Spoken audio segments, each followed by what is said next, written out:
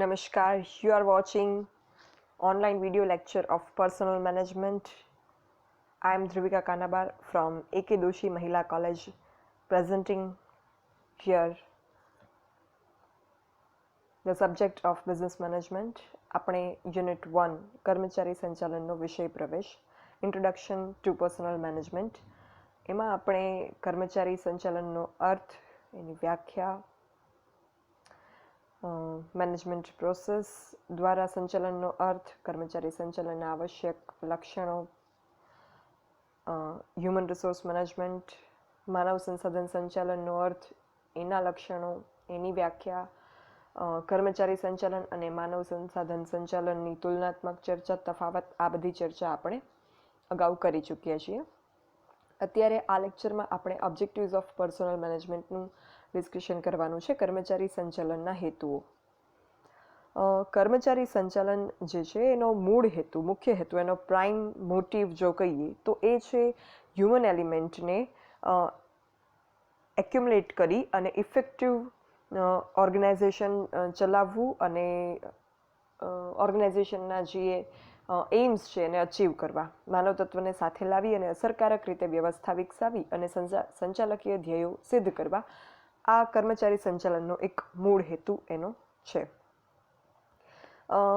અને જો બ્રોડ સેન્સમાં વાત કરીએ, આ મેં ખાલી મૂળ હેતુ તમને એક સેન્ટેન્સમાં સમજાવ્યો. બ્રોડ સેન્સમાં જો આપણે જોઈએ, વિશાળ અર્થમાં, તો કર્મચારી સંચાલનની જે પ્રવૃત્તિ છે એ અપનાવવા પાછળ જે દૃષ્ટિકોણ છે, જે હેતુ છે, એને આપણે 3 પરિબળો સાથે સાંકળી અને 3 બાબતો સાથે એને સાંકળી 3 રીતે એનું વર્ગીકરણ કરી, ક્લાસિફિકેશન કરી અને કહી શકીએ કર્મચારી સંચાલનના હેતુઓ શું છે એ.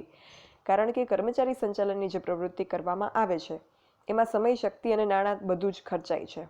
એટલે એ પ્રવૃત્તિ એમ જ કરવામાં નથી આવતી. એના અમુક ચોક્કસ હેતુઓ છે, અમુક એના ફાયદાઓ છે જે અલગ અલગ પક્ષકારોને મળે છે. તો આ શું છે એ આપણે અત્યારે ડિટેલમાં ડિસ્કશન કરવાનું છે. તો આ હેતુનો આપણે 3 અલગ અલગ વ્યૂ પોઈન્ટથી જોઈએ તો સંચાલકો કે એકમના દૃષ્ટિકોણથી, કર્મચારીઓ કે કર્મચારી સંગઠનના દૃષ્ટિકોણથી અને સામાજિક દૃષ્ટિકોણથી એના હેતુઓની ચર્ચા આપણે કરી શકીએ કે આ 3 પક્ષકારો જે છે એના ઇન્ડિવિજ્યુઅલ, એના વ્યક્તિગત હેતુઓથી, ફાયદાઓ માટે આ કર્મચારી સંચાલનની જે એક્સરસાઇઝ છે એ એકમમાં કરવામાં આવે છે. પહેલા હેતુની ચર્ચા કરીએ, સંચાલકો કે એકમના દૃષ્ટિકોણથી. તો કર્મચારી સંચાલનની જે પ્રક્રિયા છે એ સંચાલકીય હેતુ સિદ્ધ કરવા, એકમનો હેતુ સિદ્ધ કરવા સાથે સંબંધિત છે. એકમમાં જે કંઈ આયોજનો કરવામાં આવે છે, જે કોઈ યોજનાઓ ઘડવામાં આવે છે, આ યોજનાને જે છે એનો અમલ કરવો, એને નિર્ધારિત સમયમાં એ ધ્યેયો જે નક્કી કરવામાં આવ્યા હોય સંચાલકીય મંડળ દ્વારા, એ ધ્યેયોને સિદ્ધ કરવા, અને આ કરવા માટે માનવ તત્વ જે છે એને માનવ તત્વનો યોગ્ય ઉપયોગ કરવો, માનવ તત્વની કાર્યક્ષમતા જે છે એનો યોગ્ય ઉપયોગ કરવો, આ અંગેની કામગીરી કર્મચારી સંચાલન દ્વારા કરવામાં આવે છે. કર્મચારી સંચાલન દ્વારા અસરકારક રીતે આ જે કોઈ સંચાલકીય નીતિનું ઘડતર કરવામાં આવ્યું હોય સંચાલકો દ્વારા, એ સંચાલકીય નીતિ જે છે એ નીતિનું ઘડતર કરવા માટે, વ્યવસ્થાતંત્રીય અસરકારકતા પ્રાપ્ત કરવા માટે, સંચાલકીય ઉત્પાદકતા, ગુણવત્તા અને કાર્યદક્ષતા પ્રાપ્ત કરવા માટે જે છે કર્મચારી સંચાલનની પ્રવૃત્તિ કરવામાં આવે છે. અહીંયા કર્મચારીમાં એકમ પ્રત્યેની વફાદારી, એકમે જે હેતુ માટે એમને નિમણૂક આપેલી છે એ હેતુ એ સિદ્ધ કરવામાં કોઈ કચાશ ન રાખે, પૂરો પોતાનો ફાળો આપે, એ રીતે કર્મચારીની એકમ પ્રત્યેની વફાદારી, એમનું શિસ્ત, સહકારની ભાવના, આ બધી ભાવનાઓ વિકસાવી અને કર્મચારીઓ જે છે એમને યોગ્ય રાહે કામ કરતા કરવા અને હરીફાઈમાં એ લોકો ઉત્કૃષ્ટ દેખાવ કરી અને હંમેશા અગ્રેસર રહે અને એકમનો પણ અગ્રેસર રાખે, આગળ વધારે, એકમનો પણ વિકાસ અને વૃદ્ધિ કરે, એ હેતુથી અને ઔદ્યોગિક સંવાદિતતા જાળવવાના હેતુથી કર્મચારી સંચાલનની જે પ્રવૃત્તિ છે એ કરવામાં આવે છે. તો અહીંયા આપણે કહી શકીએ કે કર્મચારી સંચાલનની પ્રવૃત્તિ કરવાથી જે સંચાલકીય કામ છે, જે એકમના ધ્યેયો છે, એકમનું જે પોતાના ફાયદા છે એ સિદ્ધ થઈ શકે, કે ધ્યેયો સિદ્ધ થાય અને એકમ જે છે એ પ્રગતિના પંથે આગળ વધતું રહે. તો આ થયું ફર્સ્ટ કર્મચારી સંચાલનનો હેતુ સંચાલકો કે એકમના દૃષ્ટિકોણથી. પછી વાત કરીએ કર્મચારીઓ કે કર્મચારી સંગઠનોના દૃષ્ટિકોણથી. હવે એવું નથી કે કર્મચારી સંચાલન માત્ર એકમ પોતાના અંગત સ્વાર્થ માટે આ પ્રવૃત્તિ કરે છે. ના, એવું નથી. અહીંયા જેમનું સંચાલન કરવામાં આવે છે, જે વ્યક્તિઓનું જે છે અહીંયા સંચાલન કરવામાં આવે છે, જે વ્યક્તિનો એકમના સફળતામાં ફાળો છે, એમના પણ અમુક ફાયદાઓ જે છે એમની પણ કલ્યાણને અહીંયા ધ્યાનમાં રાખવામાં આવે છે. એટલે કર્મચારી સંચાલનનો બીજો હેતુનું વર્ગીકરણ છે એ કર્મચારીઓ કે એમના સંગઠનોના દૃષ્ટિકોણથી એનો વિભાગ પાડવામાં આવ્યો છે. કર્મચારીઓનો વ્યક્તિગત વિકાસ થાય, એમની આંતરિક શક્તિઓ ખીલે, એમની અંદર જે હિડન ટેલેન્ટ હોય એને બહાર લાવે, એને તરાશે, એને ટ્રેન કરે, એ માટે એમને યોગ્ય તક આપે. આ બધો જ કર્મચારી સંચાલનનો હેતુ છે. કર્મચારીની ભરતી કરવી, એમને તાલીમ આપવી, એમને બઢતીની તકો પૂરી પાડવી એટલે પ્રમોશન ઓપોર્ચ્યુનિટીઝ આપવી, કામગીરીની સ્થિતિમાં એમના સુધારો કરવો એટલે એમના કામ અંગે જે કોઈ કન્ડિશન હોય એમની એ સુધારો કરવો કે જેમનાથી એમનું સ્વાસ્થ્ય, પછી એ શારીરિક હોય કે માનસિક સ્વાસ્થ્ય એમનું સારું રહે, એ માટેના પ્રયત્ન કરવા, આર્થિક સલામતી પૂરી પાડવી કર્મચારીઓને, કામદાર કલ્યાણના કાર્યો કરવા. આ બધા જ બાબતો ઉપર પૂરેપૂરું ધ્યાન આપી અને કર્મચારીની કાર્યક્ષમતામાં વધારો કરવાનો અને ઉત્કૃષ્ટ પરિણામ મેળવવાનો અહીંયા હેતુ છે. એટલે અહીંયા હેતુ માત્ર એકમને માટે વધારે નફો મેળવવાનો કે એકમના ધ્યેયો સિદ્ધ કરવાનો નથી, પણ કર્મચારીના કલ્યાણની પ્રવૃત્તિની સાથોસાથ, કર્મચારીઓના વિકાસની સાથોસાથ એકમનો વિકાસ થાય એ પ્રકારે અહીંયા જે છે વ્યવસ્થા કરવામાં આવે છે. કર્મચારીઓમાં રહેલી આંતરિક શક્તિઓ વિકસાવી, વ્યક્તિગત અને જૂથ ઉત્પાદકતાને વધારવી, ગુણવત્તા અને કાર્યદક્ષતા પ્રાપ્ત કરવી, તેમજ રોજગારીની સલામતી એમને પૂરી પાડવી, વેતનની સલામતી પૂરી પાડવી, સલામત અને રક્ષણાત્મક વ્યવસ્થા એક વિકસાવવી એકમમાં કર્મચારીઓ માટે. આ બધા હેતુઓને ધ્યાનમાં રાખી અને કર્મચારી સંચાલનની પ્રવૃત્તિ કરવામાં આવે છે. એટલે આપણે એમ કહી શકીએ કે કર્મચારી સંચાલનની પ્રવૃત્તિ જે છે એકમ પોતાના અંગત સ્વાર્થ માટે કરતું નથી. અહીંયા બધા જ પક્ષકારો જે જોડાયેલા છે, સંકળાયેલા છે, એના કલ્યાણને, વેલફેરને કન્સિડર કરવામાં આવે છે. પક્ષકારોમાં આવે સંચાલકો અને કર્મચારીઓ અને કર્મચારીના સંગઠનો. તો આ બધા જ પક્ષકારોને ધ્યાનમાં રાખવામાં આવે છે. એ સિવાય ત્રીજું વર્ગીકરણ સામાજિક દૃષ્ટિકોણથી છે કર્મચારી સંચાલનના હેતુઓનું. તો એવું પણ નથી કે અહીંયા કર્મચારીઓ અને એકમ એ બંને માત્ર ફાયદામાં રહે, કારણ કે સમાજ જે છે એ એક અગત્યનો હિસ્સો છે. સમાજમાં રહી અને એકમ જે છે એ પોતાની પ્રવૃત્તિઓ કરે છે, નફો કમાય છે, પોતાનો વિકાસ અને વૃદ્ધિ કરે છે, અને કર્મચારી પણ સમાજનો જ એક હિસ્સો છે, સમાજમાંથી જ એ આવે છે. એટલે સામાજિક દૃષ્ટિકોણને પણ આપણે ઇગ્નોર ના કરી શકીએ. એક સામાજિક જવાબદારીનો પણ ખ્યાલ આવે છે. તમારે CLમાં પણ આવે છે ફર્સ્ટ યરમાં, કંપનીની સામાજિક જવાબદારીઓ. તો કંપની જેમ સમાજમાં રહી અને કાર્ય કરે છે પોતાનું અને ફાયદા સમાજમાંથી મેળવે છે, પ્રગતિ કરે છે, તો સમાજ પ્રત્યે એના અમુક ઉત્તરદાયિત્વ જે છે એ રહેલા છે. તો એ જ રીતે કર્મચારી અને એકમ જે છે એમનું પણ સમાજ પ્રત્યે અમુક ઉત્તરદાયિત્વ રહેલું છે. એટલે સામાજિક દૃષ્ટિકોણથી, સોશિયલ રિસ્પોન્સિબિલિટીના વ્યૂ પોઈન્ટથી પણ કર્મચારી સંચાલનના હેતુઓ જે છે એની રચના કરવામાં આવે છે. સમાજમાં રહી અને એકમ અને કર્મચારી પોતે વિકાસ અને વૃદ્ધિ પામતા હોવાથી આપણે સમાજને અહીંયા ધ્યાને લેવું અગત્યનું બની જાય. તો સામાજિક દૃષ્ટિકોણથી સંચાલકીય કર્મચારી સંચાલનના હેતુઓ શું હોઈ શકે? માનવ તત્વના સંગઠનથી એક સમાજ બને, અને સમાજનો એક ભાગ એટલે એકમ, એકમનો ભાગ અગત્યનો એ સંચાલકો અને કર્મચારીઓ. તો એમનું હિત જાળવવાની સાથોસાથ સામાજિક હિત પણ અહીંયા જાળવવાનું પ્રયત્નો કરવામાં આવે છે. કર્મચારી સંચાલન શ્રેષ્ઠ ગુણવત્તા, ઉત્પાદકતા અને કાર્યક્ષમતા આપે છે. તો એનાથી શું થશે કે જે સમાજ છે એ સમાજને ઉત્પાદકતા, ગુણવત્તા અને કાર્યક્ષમતા યુક્ત એક કન્ટ્રીબ્યુશન જે છે એ મળશે, એક ફાળો સમાજમાં મળશે. તો આ માટે કર્મચારી સંચાલન કાર્ય કરે છે કે જેનાથી સામાજિક સુખાકારી વધશે, ઉત્પાદન સારા થાય તો એ ઉત્પાદન વાપરવાથી સમાજ જે છે એને ફાયદો થાય. તો સામાજિક સુખાકારી વધે, ગ્રાહકોને લાભ થાય. ગ્રાહક એટલે સમાજનું એક અભિન્ન અંગ. તો ગ્રાહકોને લાભ થાય, સામાજિક સમૃદ્ધિ પ્રાપ્ત થાય, એ હેતુ પણ અહીંયા સાથે રહેલો છે. ઔદ્યોગિક સંવાદિતતા સર્જાય અને શાંતિ જળવાય ઔદ્યોગિક ક્ષેત્રે, એટલે કર્મચારી સંચાલન કરવામાં આવે છે કે કર્મચારીઓ વચ્ચે કે કર્મચારીના જૂથો વચ્ચે વાદ વિવાદ ન સર્જાય, સંચાલકો અને કર્મચારીઓ વચ્ચે એક શાંતિપૂર્ણ અને સહકારપૂર્ણ વાતાવરણ રહે કે જેનાથી કર્મચારીઓ અને સંચાલકો બંને પક્ષકાર એકબીજાથી ખુશ રહે, બંને પક્ષકાર એકબીજાના કામથી સંતુષ્ટ રહે, તો એનાથી ઔદ્યોગિક શાંતિ જળવાશે, તો એનાથી હડતાલ તાળાબંધી આવું બધું નહીં થાય. એટલા માટે પણ કર્મચારી સંચાલન જે છે કરવામાં આવે છે. અને આવું જો નહીં થાય તો સમાજને એકસરખી સેવાઓ અને વસ્તુઓ પ્રાપ્ત થતી રહેશે અને સામાજિક કલ્યાણ જે છે એ થતું રહેશે. પછી આ ઉપરાંત કર્મચારી સંચાલન કરવાથી જે છે એ રોજગારી મળતી રહેશે. સમાજમાં એક રોજગારીનો પ્રશ્ન જે બેરોજગારીનો પ્રશ્ન જે છે એ નહીં સર્જાય, રોજગારી મળતી રહેશે. રોજગારી મળશે એટલે લોકોની આવક વધશે, કર્મચારીઓની આવક વધશે, કર્મચારીઓ એટલે સમાજના લોકો, તો લોકોની આવક વધશે એટલે શું થશે? એમના ખર્ચ વધશે. એક સીધો સંબંધ છે આવકના વધારાને અને ખર્ચના વધારાને. તો લોકોની આવક વધશે એટલે લોકો વધારે વસ્તુઓ અને સેવાઓ મેળવતા થશે એટલે ખર્ચ વધશે. પણ એમની ખર્ચ જે છે એ બીજાની તો આવક હશે. લોકો પાસે આવક વધે એટલે સારું શિક્ષણ મેળવે, સારી આરોગ્યની સુવિધાઓ મેળવે. આવું આપણે ઈચ્છી શકીએ કે આવું મેળવે. એવું જરૂરી નથી કે આવક વધે એટલે આવું જ મેળવે.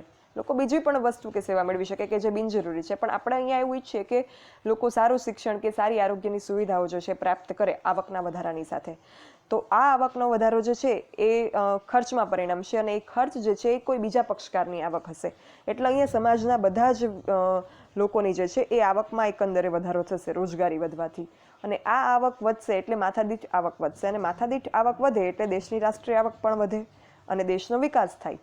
આ એક સિમ્પલ ચેઇન છે સામાજિક વિકાસની.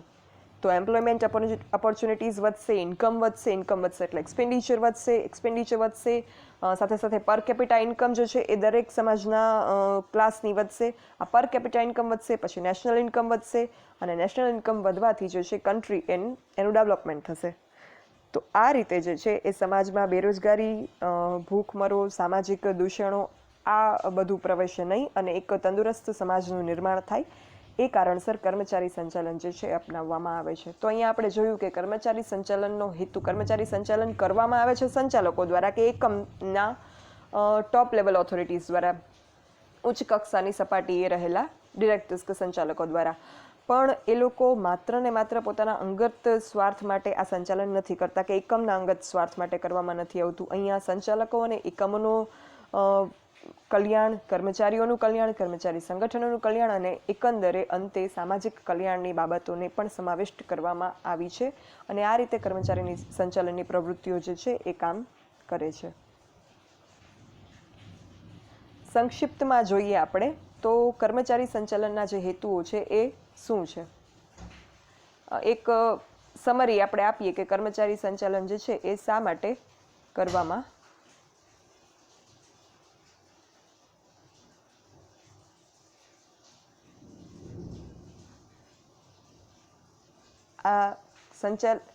કર્મચારી સંચાલન શા માટે કરવામાં આવે છે એની જો સંક્ષિપ્તમાં વાત કરીએ આપણે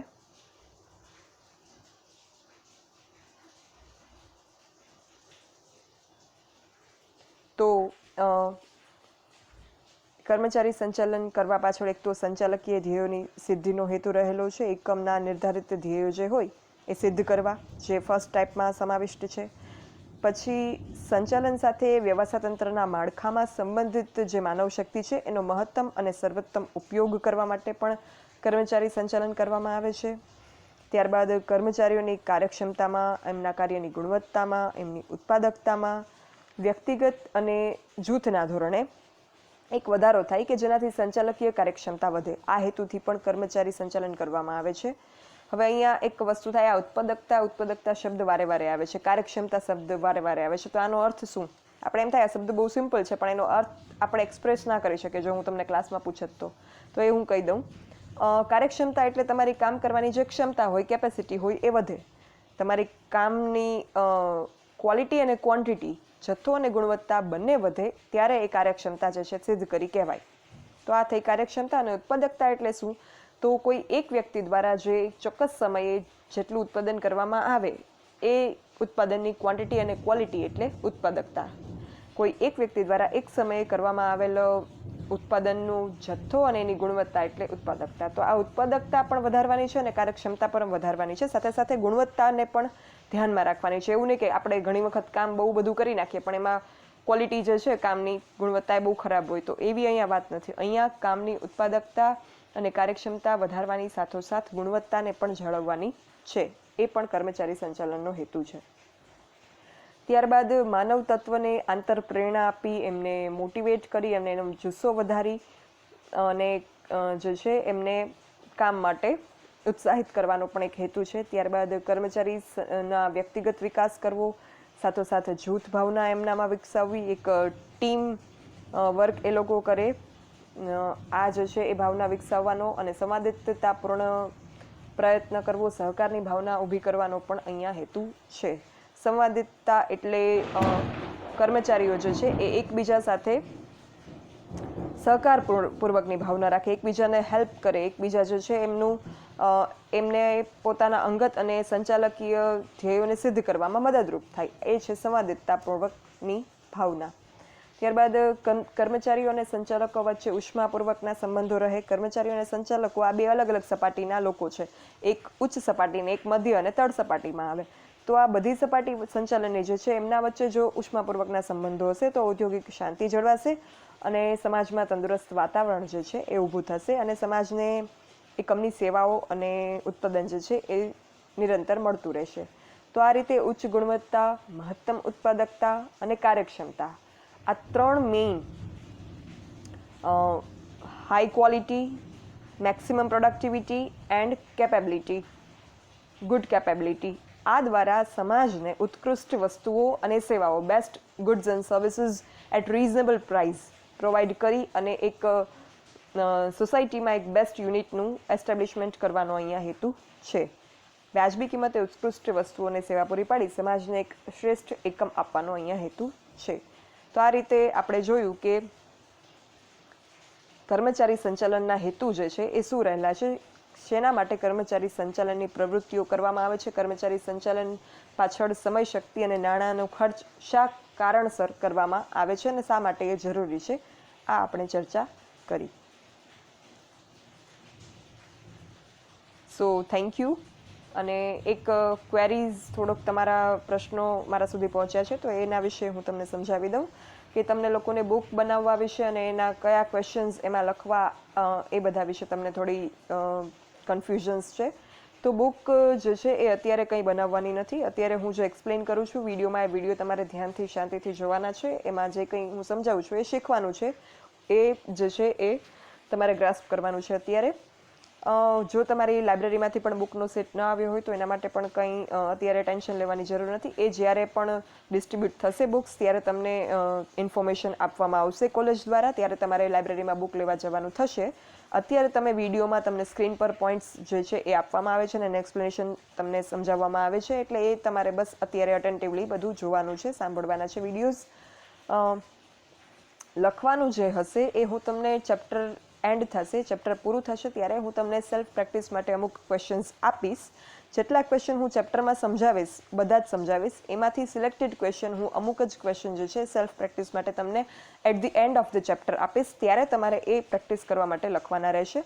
અત્યારે કંઈ કરવાનું નથી. બટ અત્યારે જો તમને તમારી પોતાની પ્રેક્ટિસ માટે જે છે એ કંઈ લખવું કરવું હોય તો તમારી રીતે તમે લખી શકો છો. બટ મારા તરફથી આવું કંઈ પણ હું તમને કામ જે છે એ સોંપતી નથી. અત્યારે માત્ર તમે વિડીયો જુઓ અને એમાં જે કંઈ એક્સપ્લેન કરું છું એ શીખો અને સમજો, બસ આ જ અત્યારે મારે તમને સૂચના આપવાની છે. સો દેટ્સ ઓલ. જો છતાં પણ કોઈને કંઈ પ્રશ્ન ઊભા થતા હોય, કંઈ ક્વેરી રહેતી હોય તો તમે મને આ મેલ આઈડી છે dbk.dhruvika@gmail.com એના પર લખી શકો છો. હું તમારા પ્રશ્નોના જવાબ આપીશ. Thank you.